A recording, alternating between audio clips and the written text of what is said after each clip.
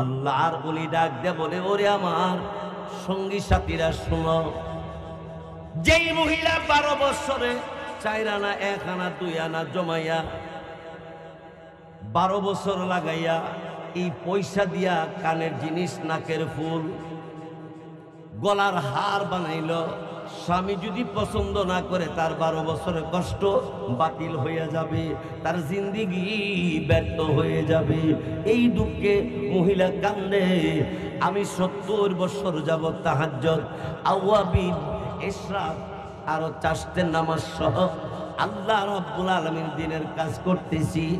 ওই কঠিন কিয়ামতের ময়দানে এই মহিলার স্বামীর মতো আল্লাহ যদি বলে তোর 70 বছরে তাহাজ্জুদ, আমি আল্লাহ পাক রব্বুল আলামিন কবুল করি নাই, আমি তোর আওয়াবিন কবুল করি নাই, আমি তোর কোরআন তেলাওয়াত কবুল করি নাই, আমি তোর জিন্দেগির ভিতরে কোনো ইবাদত কবুল করি নাই।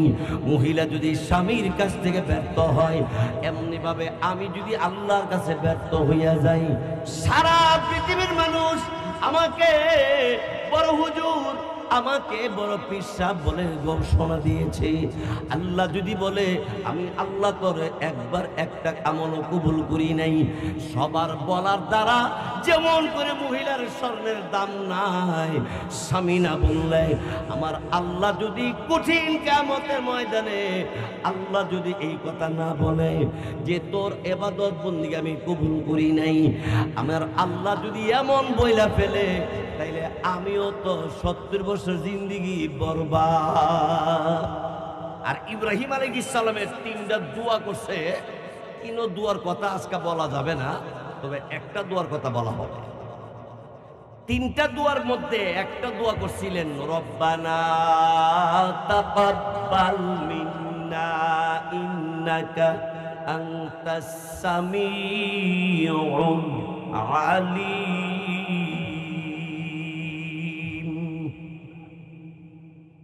হযরত ইব্রাহিম আলাইহিস সালাম কাবা ঘর নির্মাণ করার পরে তিনি এই দোয়াটা করলেন, হে আমার প্রতিপালক, আমি যে কাবা ঘরের কাজ করতে পারলাম, আমি যে কাবা ঘরের রাজমিস্ত্রি করতে পারলাম, আমার ছেলে ইসমাইল যে রাত জোগালি হতে পারলো, এই জন্য রব্বানা, ওগো আমাদের রব, ওগো আমাদের প্রতিপালক, তাকাব্বাল, গ্রহণ করেন আমাদেরকে, কবুল করেন আমাদেরকে।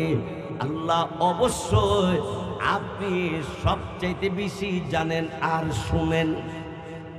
সবচেয়ে বেশি শুনে কে? সবচেয়ে বেশি জানে কে? আরো জোরে কর। আল্লাহ তাআলাকে ইব্রাহিম আলাইহিস সালাম বুঝাইতে চায় যে আল্লাহ আপনার চেয়ে বেশি কেউ শুনে না, আপনার চেয়ে বেশি কেউ জানেও না। ইব্রাহিম আলাইহিস সালাম তিনি এই দোয়া করে তিনি বুঝিয়ে দিতে চায়, ও দুনিয়ার মানুষ, মসজিদের সভাপতি, মাদ্রাসার সভাপতি, মসজিদের জায়গা দাতা, মাদ্রাসার জায়গা দাতা, দুনিয়ার জমিনে কোনো পদবি পাইয়া তুমি অহংকার কইরো না, গর্ব কইরো না, কারণ সবচেয়ে বড় দাতা যিনি তিনি হলেন আল্লাহ। সবচেয়ে বড় দাতাকে আমরা তো কিছু দিয়ে ওই কই যে আমার নাম কইও আমি বিশিষ্টতা নবী, আমার নাম কইও আমি বিশিষ্টতা নবী, আমি একজন দাতা, দাতা সদস্য। আল্লাহ কয় সামান্য কিছু দিয়ে ওই কষ্টি দাতা, আর আমি আল্লাহ তোরে কত কিছু দিলাম রে বান্দা, তুই একবারও খেয়াল করলি না। হ্যাঁ বাংলা, তুই দুনিয়ার জমিনে চলাফেরা করার জন্য আমি আল্লাহ রাব্বুল আলামিন অক্সিজেনের ব্যবস্থা করে রাখছি, আমি দাতা। অক্সিজেন কেন দিছে? বাতাস যদি আল্লাহ বন্ধ করে দিত, মানুষ বাঁচার কোনো পথ ছিল না। এরে বান্দা, আটলান্টিক মহাসাগর, আরব সাগর, আরো দুনিয়ার যত সাগর আর নদী, নাল, খাল, বিল আছে, আমি আল্লাহ তোর জন্য পানির ব্যবস্থা করে রাখছি, 1 পয়সা লাগে না। আমি আল্লাহ তোর জন্য পানির দাতা, আমি যে ফানি দিলাম, আমি আল্লাহ একদিনও কই না যে আমি যে দাতা, আর তুই 20,000 টাকা দিয়ে কস ওইস আমি বিশিষ্ট দানবী। আর আমরাও সিস্টেম করে লইছি, বিশিষ্ট দানবীর কইলে ভাই হিসাবে 25-এর মধ্যে 30,000 দেয় দানবীর কইলে, আর আলহাজ লাগাই দিলে আরো 5,000 বাড়ে। অথচ আবু বকর সিদ্দিক রাদিয়াল্লাহু তাআলা তিনি হজ করেন নাই। আজকে পর্যন্ত কোন হুজুরে শুনছেন আলহাজ হজরত মাওলানা আবু বকর সিদ্দিক এমন শুনছেন জীবনে? আলহাজ হজরত মুহাম্মদ সাল্লাল্লাহু আলাইহি ওয়াসাল্লাম জীবনে শুনছেন? রসুল হজ করে নাই। রসুল কোনদিন হাজি বা আলহাজ বলে না। আরে হজ করা এটা তো আপনার জন্য কর্তব্য, ইবাদত। নামাজ চাইলে তো বলতেইব নামাজি অমুক সাহেব। যে জাকাত দিব তারও কইব জাকাত অমুক সাহেব, ঠিক না?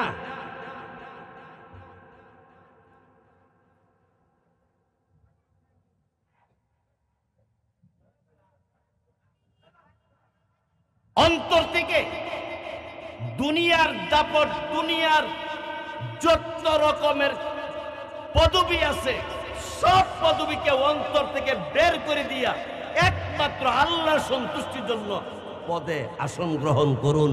মর্যাদা পাবেন, আপনার দ্বারা মানুষের উপকার হবে, আপনার দ্বারা ইসলামের উপকার হবে, আপনার দ্বারা আল্লাহর নৈকট্য লাভ করা সম্ভব হবে। যতক্ষণ অন্তর থেকে তাকাব্বুরি দূর না হবে ততক্ষণ আপনি কিছুই করতে পারবেন না।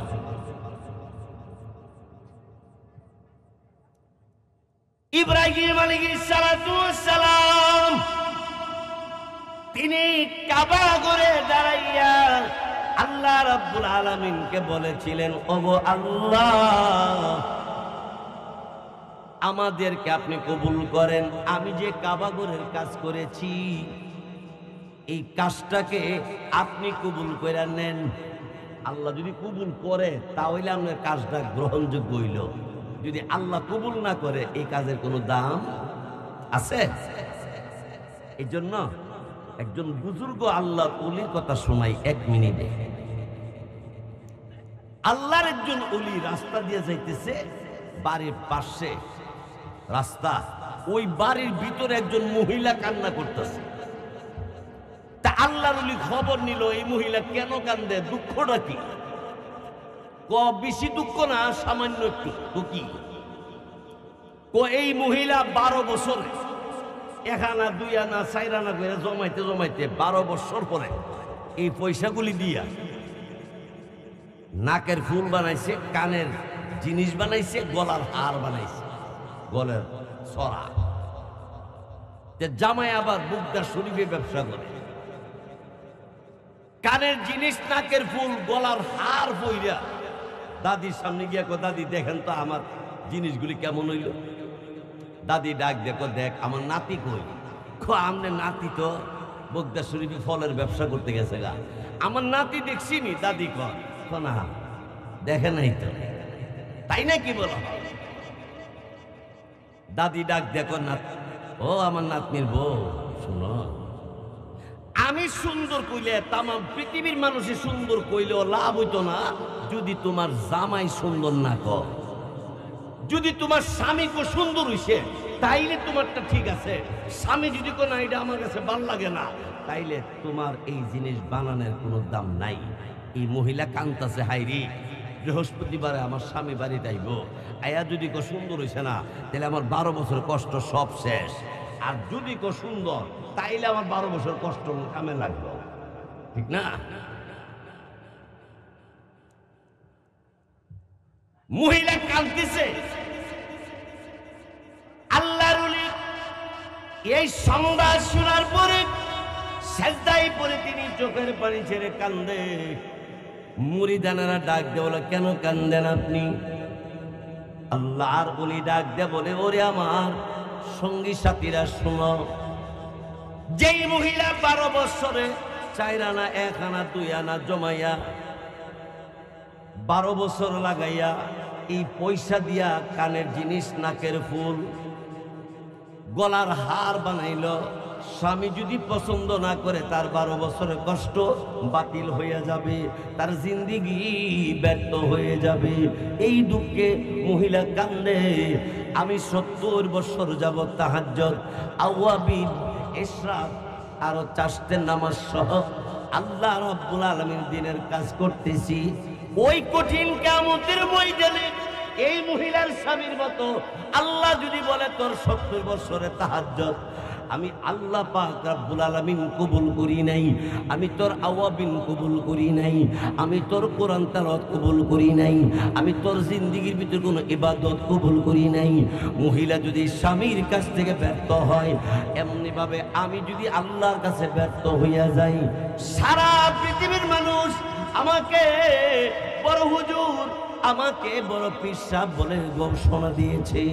আল্লাহ যদি বলে আমি আল্লাহ করে একবার একটা আমলও কবুল করি নাই, সবার বলার দ্বারা যেমন করে মহিলার স্বর্ণের দাম নাই, স্বামী না বললে আমার আল্লাহ যদি কঠিন কিয়ামতের ময়দানে আল্লাহ যদি এই কথা না বলে যে তোর ইবাদত বন্দেগী আমি কবুল করি নাই, আমার আল্লাহ যদি এমন বইলা ফেলে, তাইলে আমিও তো 70 বছর জিন্দেগি বরবাদ, আমারও তো বরবাদ হয়ে যাবো।